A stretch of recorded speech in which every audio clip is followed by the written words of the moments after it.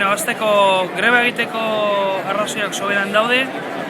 Jada aurten Euskal Herrian 3 grema daramatzago, martxokoa, iraileko eta gaur eguna egiten ari garena. Eguneak pasatzen diren heinean murrizketak gehiago doaz, ere gehiago daude enpresa guztietan, kaleratzeak, masiboak eta bar.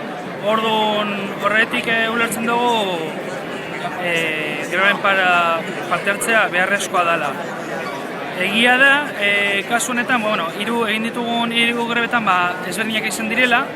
Hau da, lehenengoan Euskal Herrian emon zen sindikataren guztien fetxa bera aukeratu genula.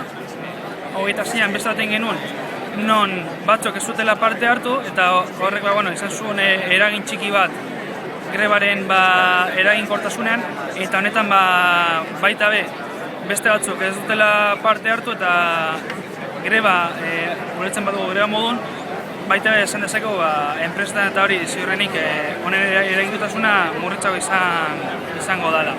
Baina horrek ez du arrazoirik kendu behar, batez langilok geuren duintasuna berreskuratu behar dugulako, eta egun hauetan horri bultzada eman behar diogu. Hau da, geure duintasuna berreskuratzeko garaia heldu dela.